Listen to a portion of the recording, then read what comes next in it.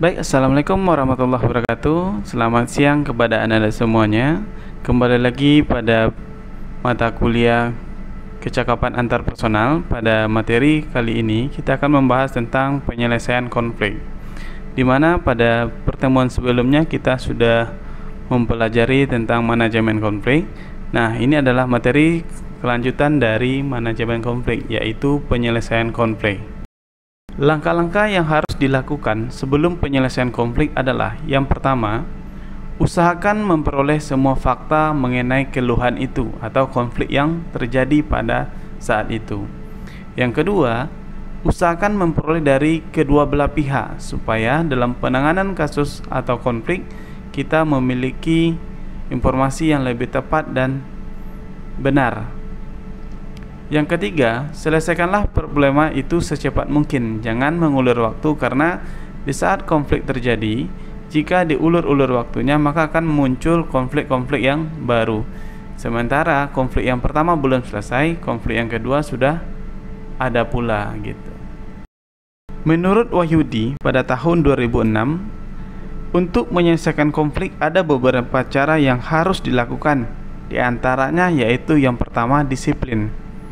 Disiplin, mempertahankan disiplin dapat digunakan untuk mengelola dan mencegah konflik.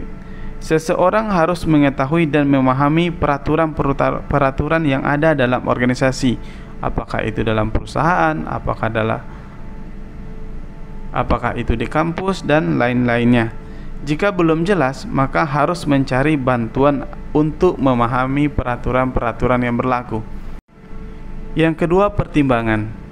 Ketiga, komunikasi. Suatu komunikasi yang baik akan menciptakan lingkungan yang kondusif. Suatu upaya yang dapat dilakukan manajer untuk menghindari konflik adalah dengan menerapkan komunikasi yang efektif dalam kegiatan sehari-hari, yang akhirnya dapat dijadikan sebagai satu cara hidup. Yang keempat, mendengarkan secara aktif. Mendengarkan secara aktif merupakan hal penting dalam mengelola konflik. Untuk memastikan bahwa penerimaan seseorang telah memiliki pemahaman yang benar, mereka dapat merumuskan kembali seseorang dengan tanda bahwa mereka telah mendengarkannya. Sedangkan dalam penanganan konflik ada 5 tindakan yang dapat kita lakukan. Di antaranya, 1. Berkompetisi. Tindakan ini dilakukan jika kita mencoba memaksakan kepentingan sendiri di atas kepentingan pihak lain. Pilihan tindakan ini bisa sukses dilakukan jika situasi saat itu membutuhkan keputusan yang cepat. Kepentingan salah satu pihak lebih utama dan pilihan kita sangat vital. Hanya perlu diperhatikan situasi menang atau kalah akan terjadi di sini. Pihak yang kalah akan merasa dirugikan dan dapat menjadi konflik yang berkepanjangan. Tindakan ini bisa dilakukan dalam hubungan atasan dengan bawahan, di mana atasan menempatkan kepentingan organisasi di atas kepentingan bawahan. Yang kedua, menghindari konflik.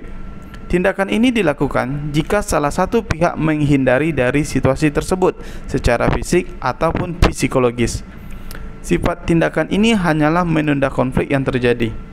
Situasi menang kalah terjadi lagi di sini.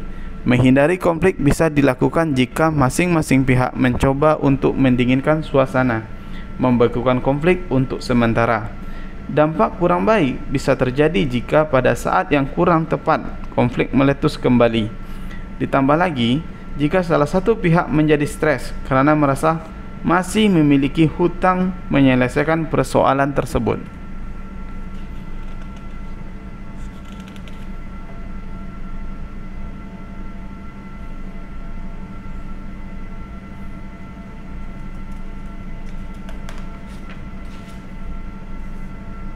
Yang ketiga, akomodasi, yaitu jika kita mengalah dan mengorbankan beberapa kepentingan sendiri agar pihak lain mendapat keuntungan dari situasi konflik tersebut.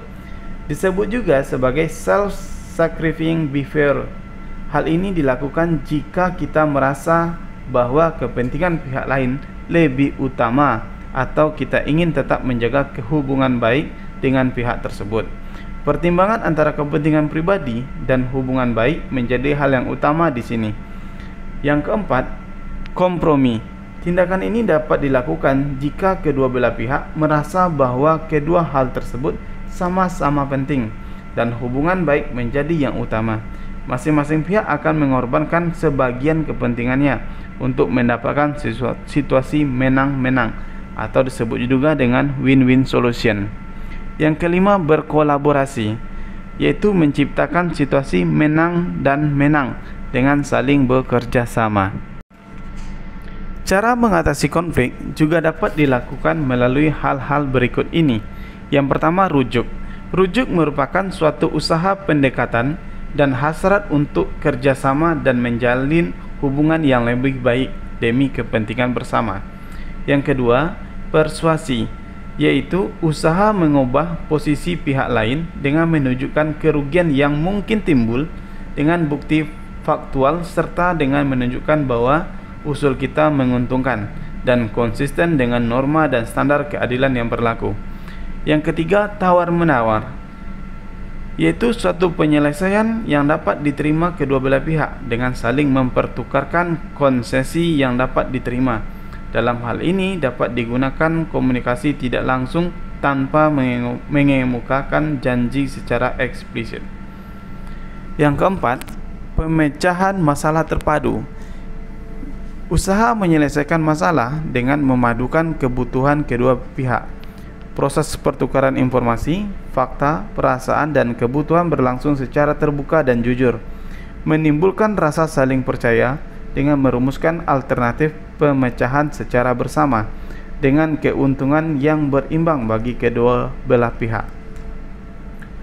Kelima, penarikan diri. Suatu penyelesaian masalah yaitu salah satu atau kedua belah pihak menarik diri dari hubungan. Cara ini efektif apabila dalam tugas kedua belah pihak tidak perlu berinteraksi dan tidak efektif apabila tugas saling bergantung satu sama lain. Yang keenam, pemaksaan dan penekanan. Cara ini memaksa dan menekan pihak lain agar menyerah. Akan lebih efektif bila salah satu pihak mempunyai wewenang formal atas pihak lain, seperti atasan dengan bawahan. Apabila tidak terdapat perbedaan wewenang, dapat dipergunakan ancaman atau bentuk-bentuk intimidasi lainnya. Namun, cara ini seringkali kurang efektif karena salah satu pihak harus mengalah dan menyerah secara terpaksa. Apabila pihak yang bersengketa tidak bersedia berunding atau usaha kedua pihak menemui jalan buntu, maka pihak ketiga dapat dilibatkan dalam penyelesaian konflik dengan cara yang pertama, yaitu arbitrase. Pihak ketiga mendengarkan keluhan kedua pihak dan berfungsi sebagai hakim yang mencari pemecahan mengikat. Cara ini mungkin tidak menguntungkan kedua pihak secara sama, tetapi dianggap lebih baik daripada terjadi muncul perilaku saling agresi atau tindakan destruktif. Yang kedua, yaitu penengahan atau mediation. Menggunakan mediator yang diundang untuk menengahi sengketa, mediator dapat membantu mengumpulkan fakta, menjalin komunikasi yang terputus, menjernihkan dan memperjelas masalah serta melapangkan jalan untuk pemecahan masalah secara terpadu. Efektivitas penengahan tergantung juga pada bakat dan ciri perilaku mediator. Yang ketiga, yaitu konsultasi. Tujuannya untuk memperbaiki hubungan antar kedua pihak serta mengembangkan kemampuan mereka sendiri untuk menyelesaikan konflik. Konsultan tidak mempunyai wewenang untuk memutuskan dan tidak berusaha untuk menengahi. Ia menggunakan berbagai teknik untuk meningkatkan persepsi dan kesadaran bahwa tingkah laku kedua pihak terganggu dan tidak berfungsi, sehingga menghambat proses penyelesaian masalah yang menjadi pokok sengketa. Menurut Ateng, tahun 1992, dengan melakukan olahraga, konflik dalam masyarakat dapat diperkecil atau akan pudar dalam kesehariannya. Menurut Hendrik pada tahun 2001, hal-hal yang perlu diperhatikan dalam mengatasi konflik ada 8. Yang pertama, ciptakan sistem dan pelaksanaan komunikasi yang efektif. Yang kedua, cegahlah konflik yang destruktif sebelum terjadi. Ketiga, tetapkan peraturan dan prosedur yang baku terutama yang menyangkut hak karyawan. Yang keempat, atasan mempunyai peranan penting dalam menyelesaikan konflik yang muncul. Yang kelima, ciptakanlah iklim dan suasana kerja yang harmonis. Keenam, bentuklah teamwork dan kerjasama yang baik antar kelompok atau unit kerja. Yang ketujuh, semua pihak hendaknya sadar bahwa semua unit atau eselon merupakan mata rantai organisasi yang saling mendukung. Jangan ada yang merasa paling hebat. Kedelapan, bina dan kembangkan rasa solidaritas, toleransi dan saling pengertian antar unit, antar departemen dan antar eselon.